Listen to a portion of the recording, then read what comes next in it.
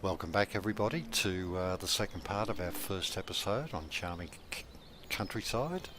Our little status check of what's going on around the farm. No time to waste. We'll start the motor. I'm going to stay in the out of cab view again so you can see, get a better feel for the map. Let's pull up to the main road here. Better check the traffic. Looking good. Let's go. And again, the mini-map's on down in the bottom left-hand corner there. You can see where we are. Ah, these French drivers, they drive so slow. I sort of miss Oakfield Farm where they drive at a reasonable speed. Now I'm going to turn left here. I don't even bother using my indicators in France. Nobody else does, so why should I? So we're turning left here.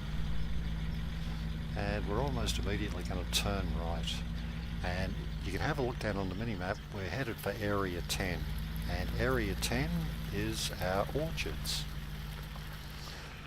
Now our orchard on this map is actually split into two areas, which is why you can see on the right of the mini-map, just stop the motor there, on the right of the mini-map you can see 10 repeated. Okay, so this part of the orchard we are harvesting oranges, plums and cherries. Let me just jump out. Again, water, that's full up. I know we're good there. Visual indicator, it's all blue. Here's our trees. Again, very, very lush. I should get down here at some stage and mow all this. But I'm not really short of grass at the moment, so, and the trees don't mind. Around the base of the trees they're cleared. We keep it weeded, so not so bad. Now over here there's a pallet of oranges, 4,000, it's ready to go. So again we're going to mark that down on the list. Right, and actually that'll be pretty high up on the list because we want to clear that and keep production up. This is our main orchard tractor, our Massey 600C. Really like using this tractor, and as you can see we've got the big weight on the back. I'll show you why in a minute actually while we're here. And again we have to supply this with compost. It's looking pretty good for compost there, but if we want to check, just go up to the info board here. You can see we need to supply pallets which go there, water and compost, and we get oranges, and the oranges are full. Alright, over there we've got the cherries. I'll run around here very quickly. Cherries, and over here we've got the plums. I'll head back over here and will show you why we like to have weights on the back of our tractors for dealing with these pallets. Let's jump into our Massey here.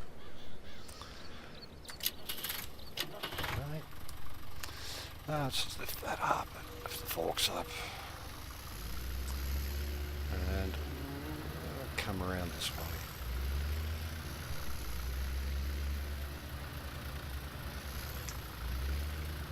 Not doing this very well, am I? It's about an 8-point turn. Let's go to the outer cab view. Ooh, don't want to damage those trees. Let's go over here a bit more. I'll just drop the weight there for a second.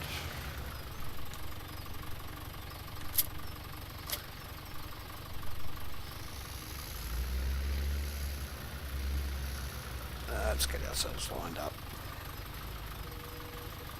That looks pretty good. Now if I try and pick this pallet up without a weight on the back, this is the end result.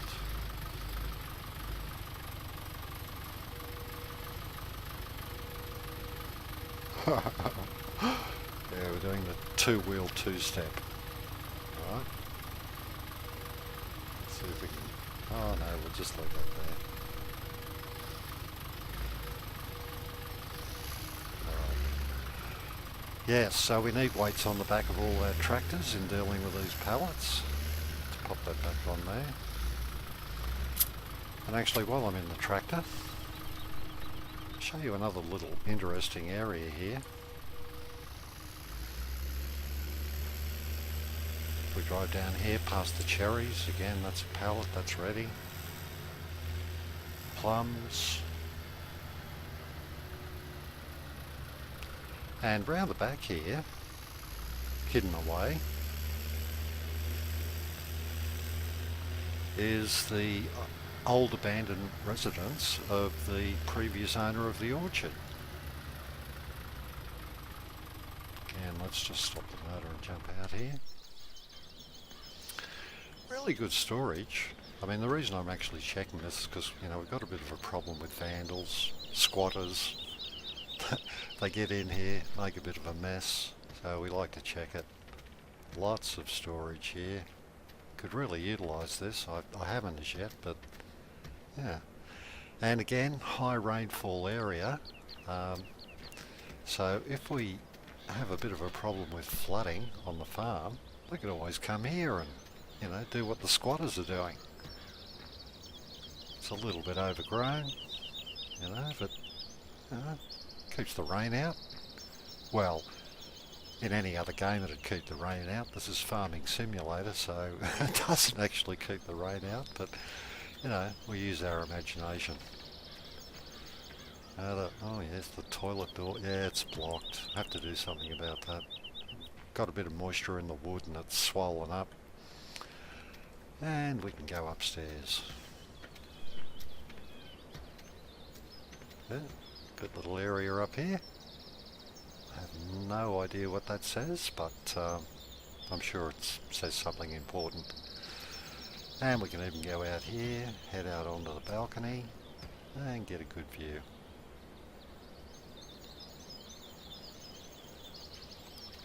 Oh, that road down there actually goes back out onto the main road that we came in on, you know, for this area. So let's go back down now. Oh, must be putting on weight, having trouble getting through the doors.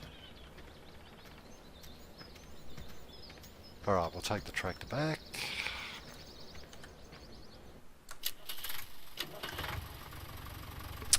Yeah, let's just reverse in here.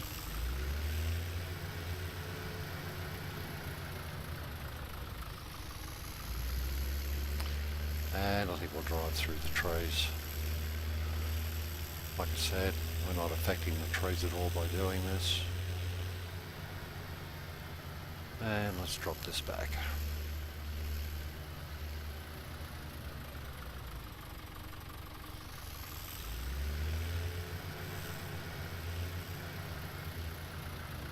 Yep, that looks good.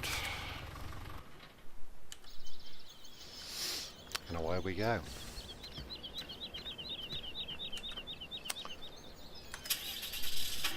Do a quick turnaround.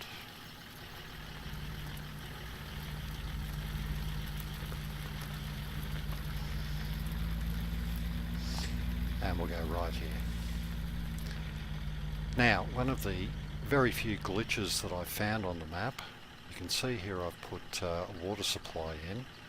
That's the only thing I've used the lizard ground modification tool for. That was all grass. I just thought, you know, water supply. So I made it dirt, added a little bit of mud, appropriate for the map. And the reason I've done that is that we've got another one of these water towers here on the left, and for the life of me, I cannot find the trigger for it. Get a bit closer.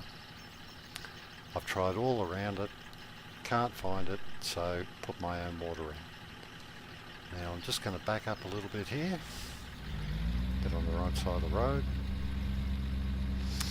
Over here on the right is the butchery, gourmet butchery. This is where our rabbits end up. It's probably not a good indicator, those red stains on the ground. Farming can be a cruel business. I'll just stop the motor for a second, jump out. And the other animal product that we've got that's unusual to this map is geese, and we'll see those in a while. So both the geese and the rabbits come here. Again, rolling conveyors, go to the information. You can see here we supply it with rabbits and we get pallets of rabbit meat. And around the back here, the same with geese. And again, let's just mark that down on the list. They're 4,000 litres each, so that's 2 full pallets there. Is that one ready? Yep, that's ready as well, so that's another job we've got to do.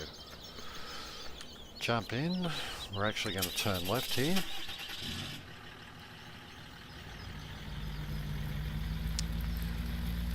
If that road goes further down, we'll see where that ends up later. In front of us here is our vineyard. And again, this is another, well, pretty much a good area that we can sort of base our operations on.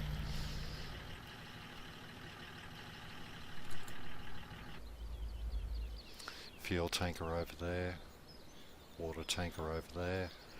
We grow 2 types of grapes here, white grapes and dark grapes.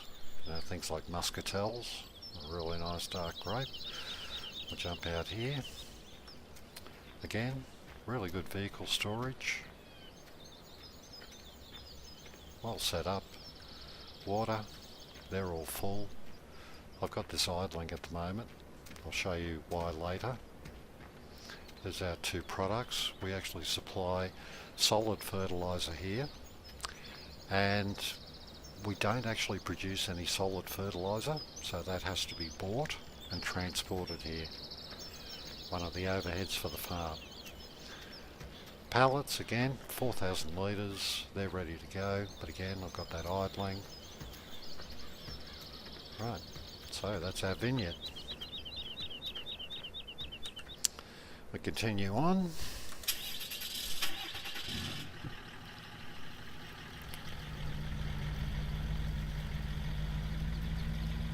We'll go back down onto the main road in this area. I don't know what the name of the road is. I can't pronounce it. I have no French. The locals aren't real impressed. You know what the French are like with the French language. Let's stop that here and jump out. But you know, I just bung on the odd barbecue and they love me.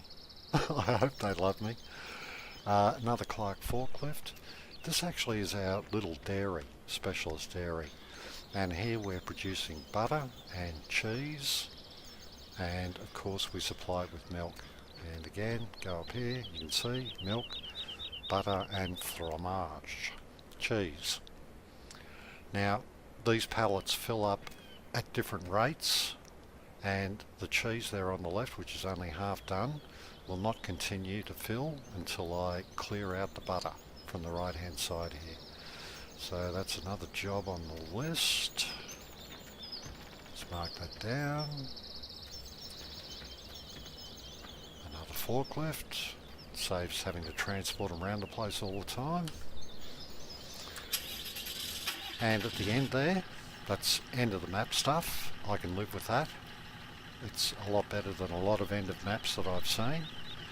You can see down on the mini map, but just before the end of the map, we've got another left-hand turn here. On the left there is the road that goes to the vineyard. And again, we've got another pond there. But just around here, on the left is the second part of our orchard. Come down here so we can view it a little bit better. And here we are harvesting apples over there and pears over there. Compost is good. I'm sure the water's good. I did this before. Yep.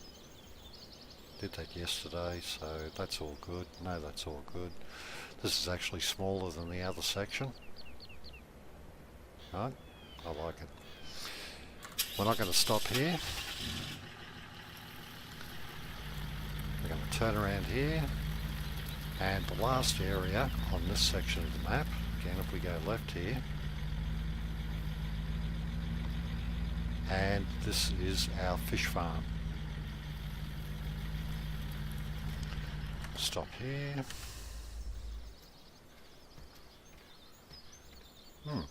We actually have got some fish. They must be feeding on each other.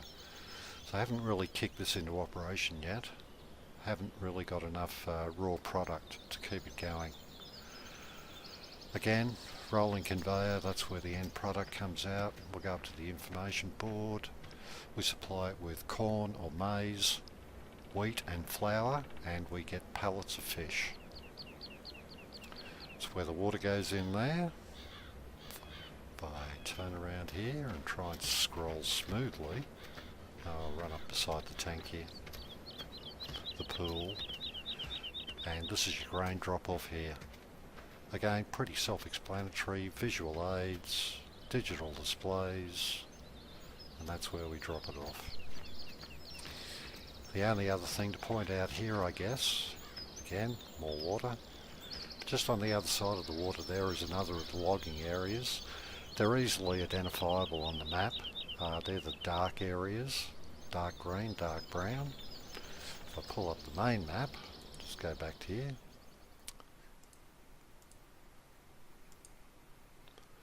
And you can see them dotted around near us, blinking on the bottom. There's a few logging areas. Not enough for my liking. I'm going to do something about that, and we'll get to that in a little bit. So let's head back into the vehicle.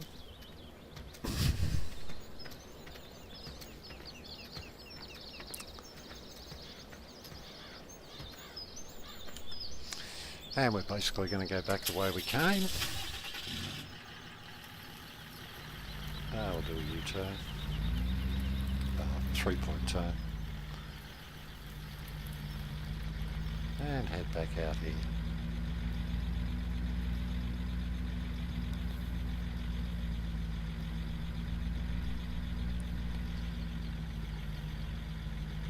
Oh, yes, I should point out, I guess, that road there on the left, sorry, on the right, just here, that goes round to that abandoned farmhouse.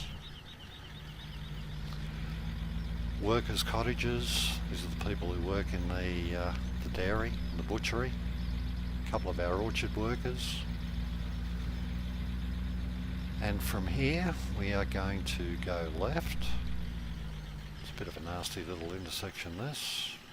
Traffic's good, let's go. On the left there is field 20. I'm thinking of buying field 20, I like field 20. I've done a bit of work on that too. It's not actually the field that I intend to buy, but you know, it's there in the mind. Now again, you can see where we are on the mini-map. There's actually two turns here to the left, but I'm taking this first one. Our animals are off to the right there. Our sheep and pigs, but we'll come back and see that in a minute. I'll have a look at the production areas. We go left here. We're heading up to the top of the map. This is field 28. We've got wheat growing in there. Just around here, again, put a water supply in there just to make things easier. And just in here, this is our winery.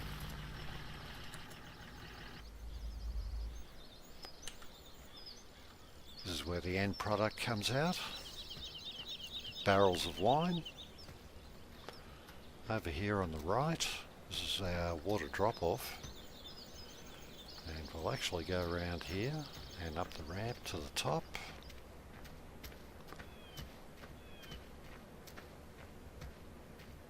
There's an old wine press there. And this is where we put our raw products. And I've stocked this up before I set the vineyard to idle.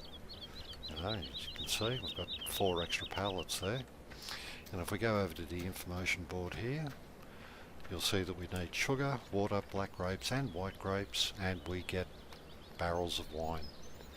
And it's sitting here idling because I've got no sugar. I've got no sugar until I harvest those sugar beets. Okay. Again, quite a good area. Plenty of room to bring trucks up here and manoeuvre around the joint.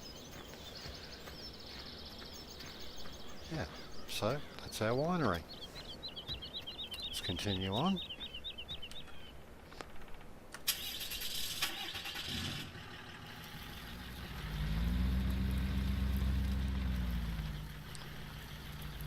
And last but not least, in the production chain, and again I haven't kicked this into gear yet, but this is where we get our sugar from. It's our sugar mill.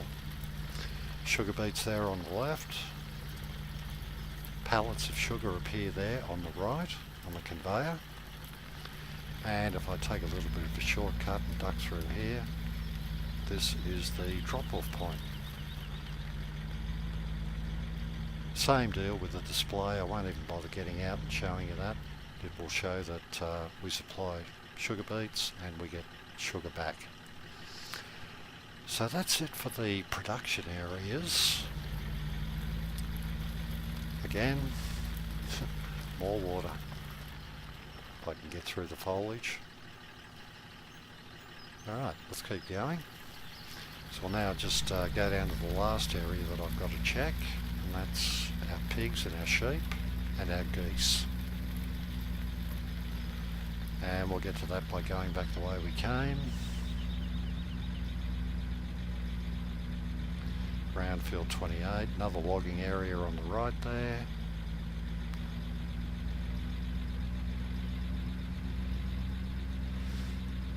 We're going to go right again. I think you can hear the animals in the background. Just check the traffic. Yeah, we're good to go. Turn right immediately again, get in before that red car. Can't trust red cars. And on the right here is field number 7. That's the field I'm going to buy. And before I go in to check the animals, actually I'll open the gate first. As you can see with field 7, the owner's got canola growing here, and I'm actually going to let that mature to the point of harvest before I buy this field. But I am buying this field because it's flat and it's rectangular, and I need somewhere to put a tree plantation. So up this end, closest to the road, I am going to put a tree plantation in here once I've harvested this canola. And the thing we always seems to be short on in our production chain are pallets. So I think down this end of the field I'm going to put in another board works. Let's just check on the price that he's asking. Hope he hasn't jacked it up. 137,000 euros, that's manageable. Good stuff, George. And as you can see, I've done a fair bit of work for him. I'm sort of halfway up the credibility bar, so it's a bit cheaper than it was. Yep, looking forward to that. Alright, let's run in and have a look at the animals now.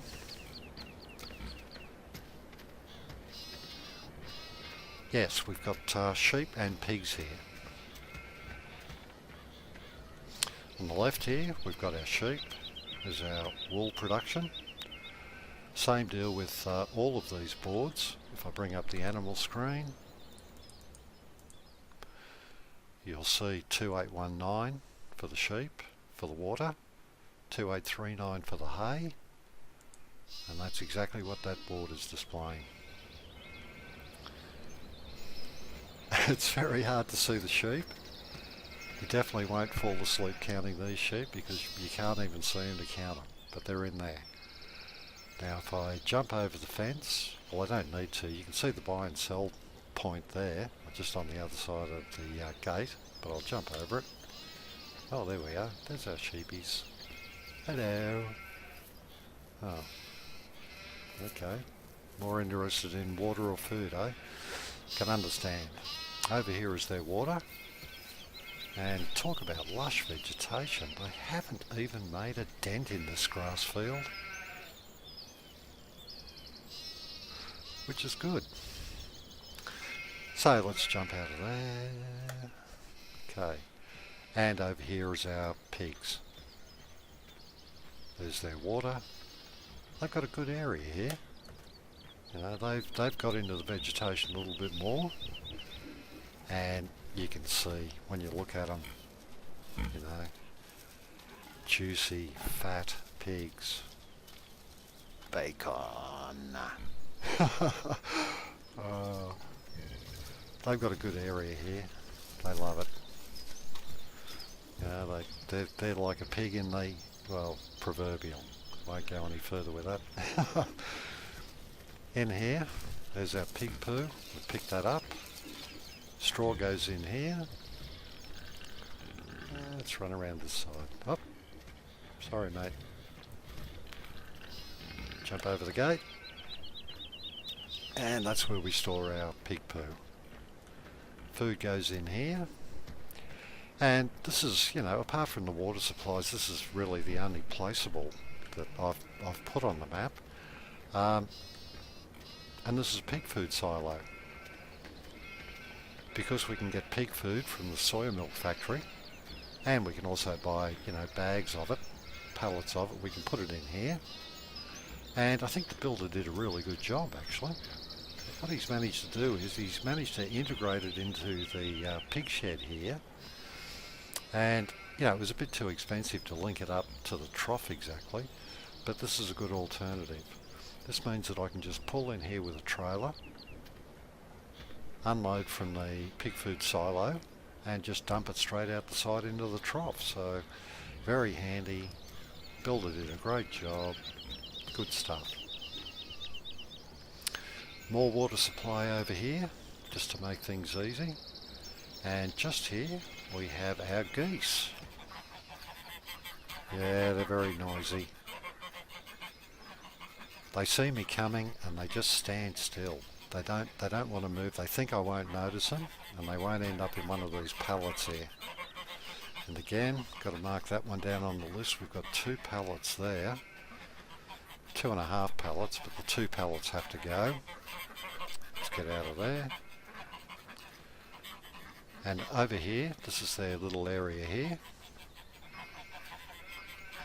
You know, normally I'm like a few of my friends who play Farming Simulator. I'm not really big on static animals, but you take it in context, it works. It works here. I don't mind it at all. This is probably the only farm I've seen with static animals that I can wear it. Just over here on the other side of the fence, they take maize, corn and water.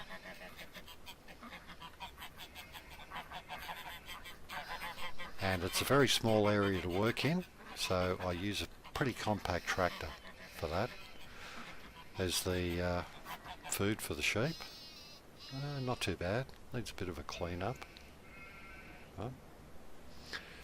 And here's our main shed. Oh, I should turn the light off. Don't know who left that on. So we've got straw, hay, got a bit of corn. That's about all the corn I've got left. Potatoes, was giving that to the pigs. And this is the tractor that we use for around the animals here. And this is a New Holland 1X0 TAC 90. Good little tractor. It's actually quite powerful. It's 139 horsepower. I'll just jump inside for a sec. But it's a good size.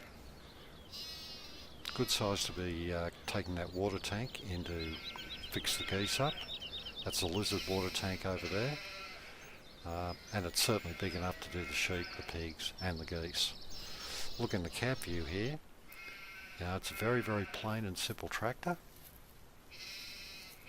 In fact, it hasn't even got a cup holder. I might have to sell it. Fancy not having a cup holder. No GPS, you know, I can wear that. You know, none of the computerization, but, you know, no cup holder. Oh well, it's what we've got at the moment, so let's jump out of there. And yes, so look, that's it. I've covered just about every area now. I think what we'll do is we'll run out of here, get away from these noisy animals, shut the gate, I've got fishing line on the gates, that's why you can't see me closing them. It's what they use in the movies. Nylon fishing line, you can't see it. Very handy stuff. Alright, so I think what we're going to do now is it's definitely time for lunch. Hopefully get back to the farm by 1:30. We'll go up this way. Yeah, so that's really about it. All the rest of the roads are basically connecting to fields. We haven't really got any field work to do at the moment. So good, that's a really long list of jobs I've got to do. I definitely won't get them all done this afternoon, but might be working into the early evening. Get a fair bit done though. We're hard workers, us Aussies.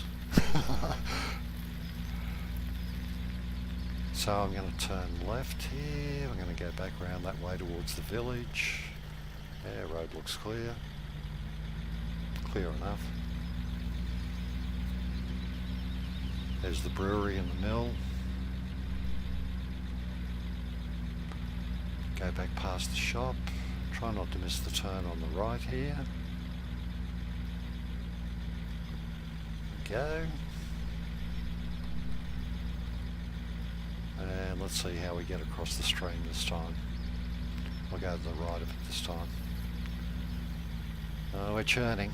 We're churning. Come on, get up there. That's it. Oh, a bit of bouncy bouncy. So, that is our farm in France. Let's go back into the farmyard here. I'll park near the farmhouse. I don't have to walk far for lunch. I'll worry about picking up the eggs later. Stop the motor and we'll jump out there. Right, 1:30 gives me a half hour for lunch. I'll get going again at 1400 hours, 2 p.m. With all that work ahead of us. Hope you've enjoyed that little look around. I hope you come back to join me in doing all the work. And you know, that's pretty much about for me. That's I'll try and get the words out. That's it for me for now. So until the next part, take it easy.